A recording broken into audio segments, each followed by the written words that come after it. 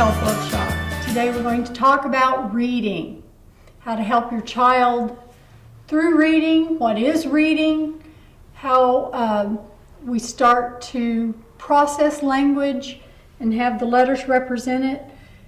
In the next several, we're going to be talking about reading, but today's is comprehension and fluency.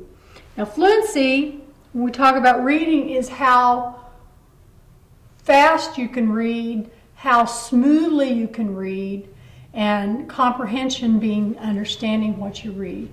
There's stages of learning. You can't judge a student's intelligence based on their ability to read and remember something. We start out with something new. We have an unconscious incompetence. We don't know what we don't know, and we're not good at it. And as we begin to develop, we start to recognize, oh, I'm learning some things, but there's still some things I don't know.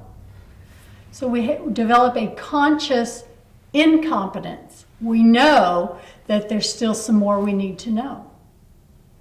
Then we get a conscious competence, which simply means now I know how to do it. I know these words. I can read this pretty well. And we get to a point where we have an unconscious competence. We can do it so well, we can almost do it in our sleep. It's like when you're driving home from work and suddenly you're in your driveway and you don't remember turning or stopping at stoplights or getting off the interstate. So as we develop our learning skills, and here thinking of reading skills, we learn to read so well that we don't even have to think about it anymore. We don't get done and say, oh, wow, I really learned a lot of words. You go, yeah, I knew these words, I can read.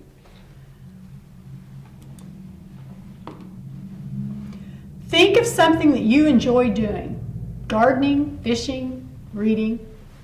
Someone you knew probably taught you to enjoy that thing. Think of something that you hate doing. Someone probably taught you to hate it. The real meaning of things is reinforced by experience. Do not use learning as punishment. That doesn't reinforce the experience we're looking for. It doesn't portray learning as a positive life skill.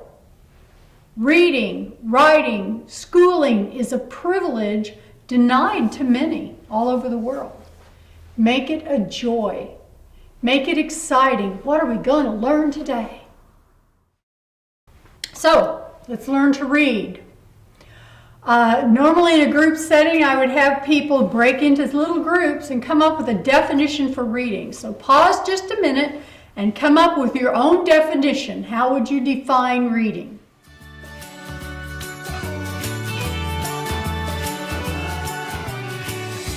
Okay, did you come up with a definition for reading?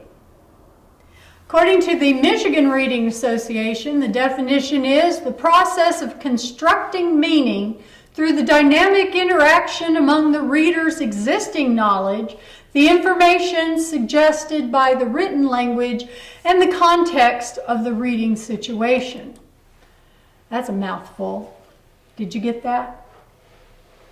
Basically, reading is having a reader who has a text and they have some context to give that text meaning. By context, we mean the parts of a book, parts of speech, etc. It precedes or follows the words and passages and affects their significance. It's the condition or the circumstance which affects something. The context is your background information and the other experiences you've had, and being able to put meaning into what you read, because not only do you know what the words are, you have some background for that situation. It can be a written context or a social context. For example, crime must be studied in its social context. because although it is a crime in some countries to do certain things, other countries socially they don't consider that a crime, and so if they're reading about something from another country and they're not familiar with the laws, then it wouldn't make sense to them because they wouldn't have the context. There are many words that have multiple meanings depending on the way you use them in a sentence. For example, rock. Are you talking about a stone? Or are you talking about a style of music that has a good beat? Or I might say, my son-in-law rocks. I don't mean he's got a good beat. I don't mean he's a stone. I mean he's got it going on. Let's take a look at fluency. Fluency is where we're speaking, reading, and writing smoothly and naturally. Reading aloud smoothly is a sign that a person reads well. To help your student increase fluency, teach them new vocabulary words, have your student read a passage silently, and then read the passage to your student. This is modeling. Show them how it should be read. Then you can read together. And you might even have the student read aloud to you or to a sibling or to their favorite teddy bear or maybe the dog. Cats don't sit still so well for reading. But dogs will do anything if you make them think you love them. Okay, so some strategies that you can use. When you're talking to your student about reading and fluency, talk to them about how you do it. When you come to a word that you don't know, do you skip it and read on and then figure it out from the context? Do you guess what it is? Maybe you're right. Do you try to sound it out, see if it sounds familiar? Maybe you can think of what that word is.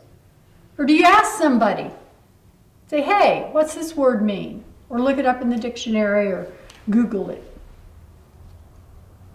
When you read a passage at the student's instructional level, 4th grade material for a 4th grader, note that it's helpful for some of the passages that you may be more difficult than others. We don't want to read only things that are really easy for us to read because it doesn't stretch the mind and make us get to a higher level. The tutor shares what strategies work for them. Now, I have this really neat book, Tutoring Made Easy. And we used to always give it to students when they would take this class. We would give them a copy. The book is no longer in print, so I don't have copies to give you. But they have in here some strategies that you can try. Some of them talk about making a flashcard to learn new words. But I suggest to you as parents that you don't make the flashcards, have the child make the flashcards. Then they can practice with you, and you can practice with them. But sit there with them. Don't go off in the other room and watch something on TV while they're busy making their flashcard. A flashcard aids in developing word recognition for sight words. It helps give the opportunity for the student to hear the standard English pronunciation.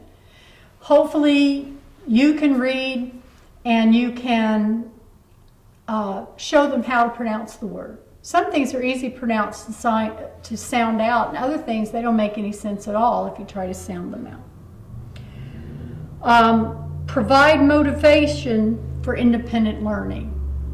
Say, hey, take 15 minutes to do this reading, and when I'm going to go do some laundry, and as soon as I get back, we're going to have lunch.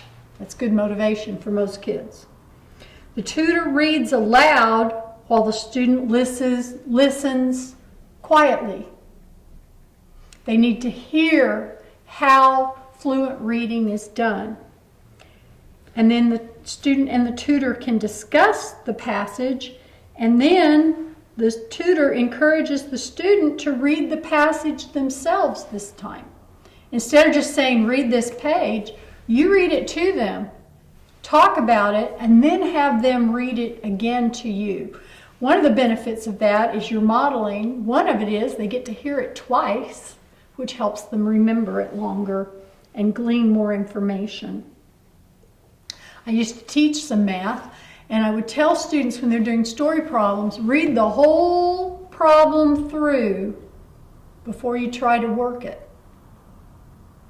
Step number 2, read the whole problem through again. The first time, you're just trying to find out what's happening in that story problem. The second time, you're trying to find the information you need to come up with the right answer. And it's that way in other kinds of reading too. Read together. This increases the child's fluency. If you're both reading at the same time the same words. So they're reading with you in unison, and if you come to a word they don't know, but they hear you say it, they'll quickly say it too. And they're following along so they know which word that is, and after a while they come to it again, they're going to recognize it. And it also keeps their reading, doesn't get bogged down, it keeps it moving. Reading a passage at the student's instructional level on a topic that is of interest to that student is a good choice. If you give them something they've got no background for at all, or that's got too many words that they don't know, they get bogged down in the difficulty and lose the meaning.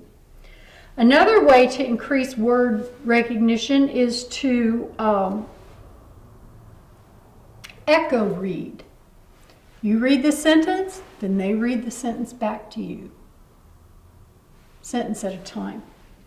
And this helps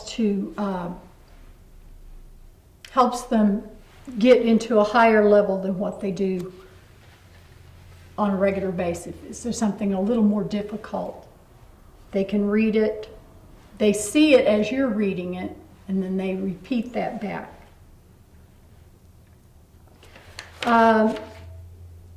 I miss tape recorders because they were simple and easy, but give your kid the cell phone and let them video themselves reading and then watch. Or let them hear themselves or you read and then they read with you. Make your own audio book. The next section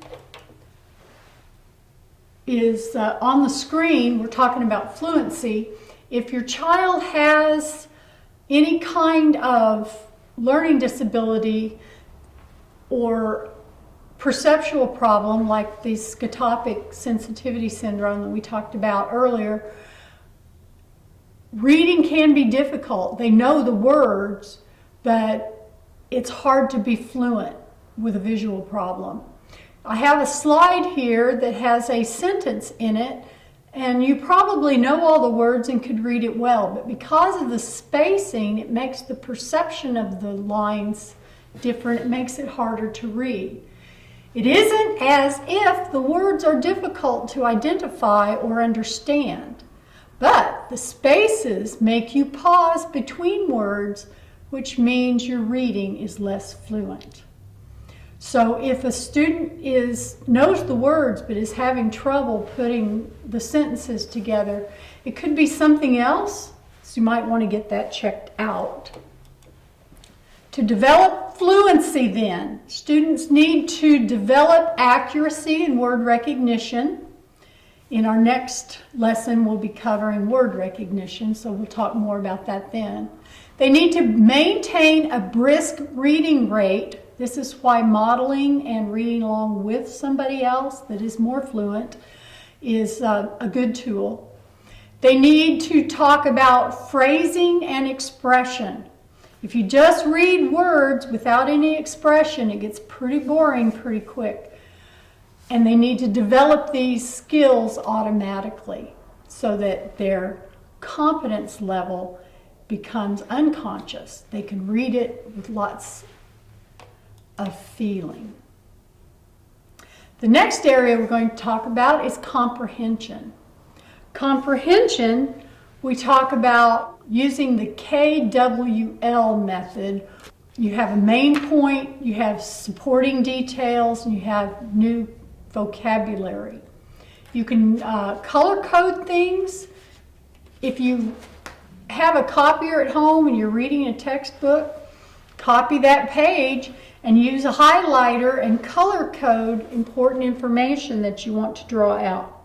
When you choose something to read that sparks your students' interest, when you ask questions to set a purpose for reading, say, oh, we're going to read about butterflies.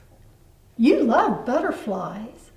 Maybe while we read this, we can find out some plants we could plant in our garden to have more butterflies come in our yard. That gives them purpose for what they're reading.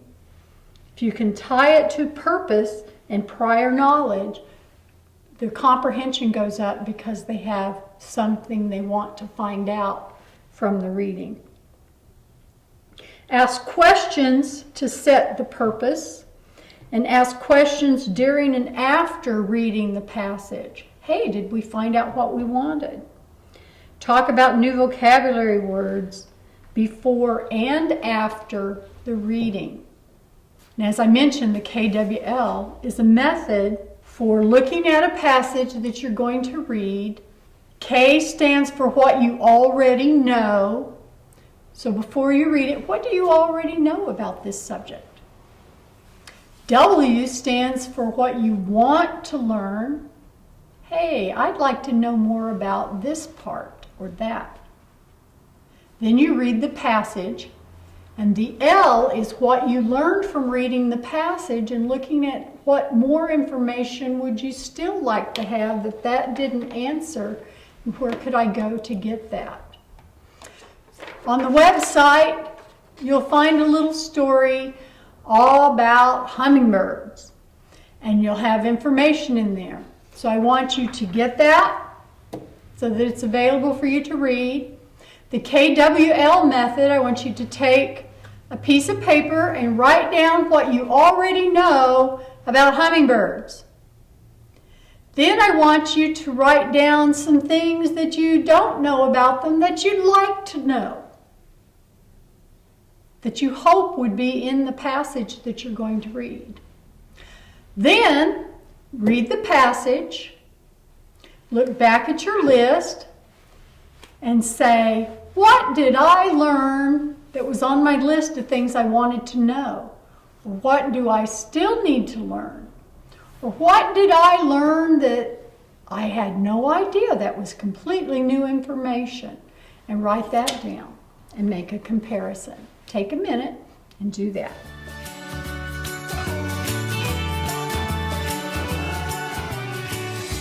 This is a wonderful opportunity to work with your student, to say, okay, we're going to read about the Civil War. What are some things you already know about the Civil War? What are some things you need to know? Do you think any of these questions are going to be on the test? Sometimes we'll say, if I was the teacher, what would I put on the test? And that gives some purpose as they're reading to see what kinds of information they might glean. Here's some other commonly used comprehension strategies. Always ask, did that make sense when you read that? Did you know what they were talking about? Is there something we need to reread? Predict what is going to come next. Check your predictions to see if you're right. Sometimes I like to look at the title and say, I wonder what that's about. It might be about candy, or it might be about snorkeling. And then I read the article and I come back and I go, oh, that's what it meant. So it gives me some purpose as I'm reading. Check predictions to see if you're right. Reread to see if that helps you understand. Maybe you missed something. Maybe you skipped a line because the page seemed like it was moving. Read ahead and see if the author is going to give you any information later that's going to help. Draw comparisons between the text and your own life. How would you have felt if that had happened to you? Was there ever a time when you were afraid of something, like the person in this story? And those things help the child relate what's going on to their real life. Connect new information in the text to what you already know, the KWL. See if there's any unfamiliar words that may be related to some words that you already know. Stop and see if you can state what the author's main point is. Explain why the author is using this order to present the information. Sometimes in stories, they start at the end and then you have a flashback. You see that on television programs too. Why did the author want to do it that way? Make sure you understand how the drawings and tables and maps relate to the text. And ask yourself how this information relates to earlier information from other stories or texts. It's helpful, especially when you're wanting to raise someone's reading level, to find a book that we call high-low books. Books that are high in interest but have a lower vocabulary for the reader that's not as advanced. These books need to be attractive and they need to look like they're thin, because if it looks thick, they don't want to read it.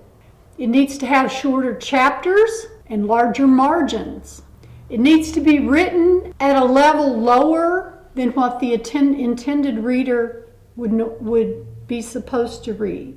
So if you have a fourth grader, it needs to be like a third grade level book, because they probably can handle that, and they're moving into more fluency and comprehension and will increase the level later. Use simple, straightforward language, not a lot of slang, not a lot of fancy, flowery speech. Avoid overly difficult concepts, things that might be difficult for a child to understand. Promote further reading. If they feel like they had success at it, they might want to try reading again. And it needs to be interesting. My little guy I used to work with that liked to spell his spelling words on the carpet. He did not like to read. But I found that he was extremely interested in professional football. And I found some magazines written on a child's level about football players, and it gave statistics and teams and what college these players were from.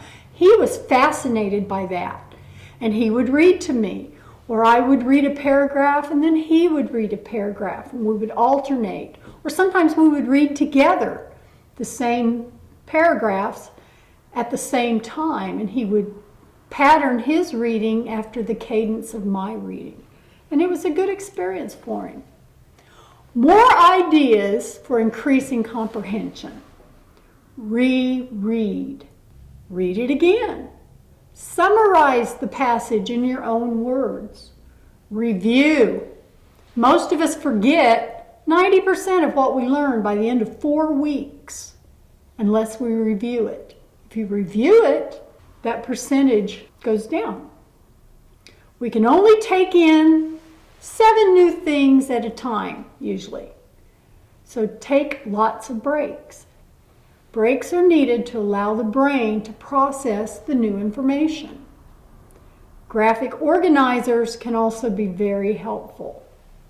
Depending on whether your student is right brain or left brain, it's helpful to sometimes divide things into categories or to draw pictures and doodle alongside to help you remember things. Now, let's take a look at comprehension and what happens in slow motion.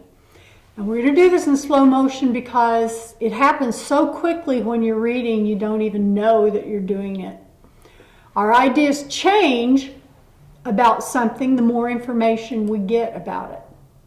So here on the screen you see a sentence. Chris walked to the window. Now automatically your brain has an image. Who is Chris? We know he or she is walking to a window. What kind of window? Are they going to look outside? Are they inside? Are they outside, they're looking inside? There's lots of different kind of windows. I need more information. He puts down $10. Oh, Chris is a boy, and he has money, and he puts it down at the window. What's he going to do with that window that he's putting in money? Is he an adult man? Yes? No? Can't tell. The woman gives him 2 tickets. Ah, it's a ticket window. And there was a woman working there, and for his $10, he got 2 tickets. Why would he need 2 tickets? There must be another person. Mary tried to give him some money, but he said no. Ah, somebody's with him, and he's buying her a ticket. And she offered to pay, but he wouldn't let her. Must be on a date. So she bought the popcorn. Oh, I want more information. They're going to have popcorn. Maybe they're at a movie. Maybe they're at a carnival. Where are they? Why do they want popcorn? Now, when you're reading, each sentence builds some of your information. That increases your comprehension because you have more information now. To develop comprehension, children need to develop background knowledge. The story about Chris and the window and the popcorn wouldn't make sense to somebody who had never been to a movie or a carnival, because they wouldn't know about putting money down at a window. They wouldn't know about buying popcorn before you go into the movie or before you ride the rides. They need oral vocabulary and printed vocabulary. There are a lot of words that kids know to speak them, but they don't recognize those words when they see them in print. So they need to move from the words they know to hear to the words they see. When I was a girl and learning to read, a word that really disturbed me, I kept calling determined. And it didn't make sense when I read it. But I knew the word determined, and once I figured out that this determined was determined, it opened up a whole new list of meaning for me when I was reading. So I needed to make the transition between a word I knew verbally and the word I knew to see in print. Understanding how the English language works is helpful learning to read and increasing comprehension. Sentence structure. Understanding how print works. We'll talk about more of that in word recognition, but sometimes when you see print, an A is a nice ball with a stick, and sometimes it has a little curly piece over the top. And if you don't know that that's the same letter, it can be confusing when you're learning to read. Children need to develop knowledge of various kinds of text. There are different fonts. With computers, you can easily change the fonts and show them how that can work together. They need to develop a knowledge of the purpose for reading. Am I reading this just to find some information for how I should dress today while I'm waiting for the bus? It's a weather report. Or maybe I'm reading it to find out where to go in when I show it for the ACT test. Or maybe I'm reading something to get a feel for what the movie's going to be about, so I know if I want to spend the $10 for the ticket. And I need to have a strategy that constructs meaning. Next, let's take a look at myth or reality. Number 1, students must know the words or be able to sound out the words before reading a text. Is this myth or reality? Here are some words that you cannot sound out. Now try reading them in context. Almost every year, Mrs. Crooks climbs up the mountain, which is over 14,000 feet high. Mrs. Crooks is 91 years old. What do you do when you come to a word you don't know? Be a model for your student and say, when I come to a word I don't know, and then give them ideas how to handle it. I skip it and read to the end of the sentence or paragraph. I guess the word from the context around it. I try to sound it out. I ask someone for help or check a dictionary. Number 2, students who recognize and understand all the words comprehend the text. Myth or reality? Here's a word list: purple, maple, grassy, song, highway, tasty, bloated. Are there any words on there that you don't know? Probably not. Let's read the paragraph. They had a purple miracle for 3 bloated rocks. A man with a tasty highway will open the night for the April maple. If ever a dog needed a flaming song, this grassy table will tell me today. Now, class, can you explain what this paragraph is about? I guess we've exposed a myth. Number 3, students who can answer questions comprehend the text. Myth or reality? Here are the directions. Read the story and answer the questions. Jan bought a new stecker at the hardware store. She needed the stecker for her minkle. Everyone knows that a minkle won't dream if it doesn't have a good stecker. All right, now class, answer the questions. What did Jan buy? A stecker. What did she need it for? For her minkle. What would happen if Jan hadn't bought it? Well, everybody knows her minkle wouldn't dream. You can have all the right answers and not know whether a child really understood the question.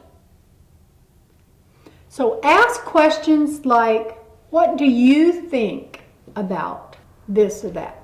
What could they have done differently? How would you have felt if you had been in that situation? Questions like that leave it more open for the child to let you know what they understood and if there were any misunderstandings in what they had read. All types of questions are useful.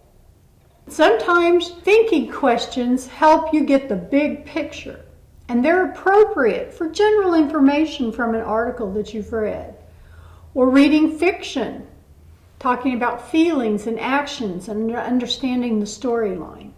Detailed questions teach us to skim material. This is also an important reading skill. They're appropriate for things like recipes or advertisements, weather reports, studying for a history or science test. Make predictions. It's an important skill for comprehension. You need to teach the student how the successful reader interacts with the text. Before you read, discuss what you notice about the cover of the book, or the pictures, the title, the chart, the subheadings. Talk about what the child already knows about the subject. Previous experience brings a lot to the reading process. Talk about what you think might happen in the story. Talk about the elements that the reading reminds you of. Explain how rereading helps something make sense. Sometimes you may have missed some details that would be important to your understanding. Say things like, if you were the teacher, what question would you put on the test? I hope you've enjoyed this discussion on reading fluency and comprehension.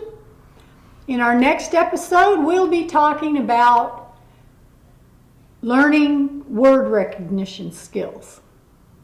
Thanks. Bye.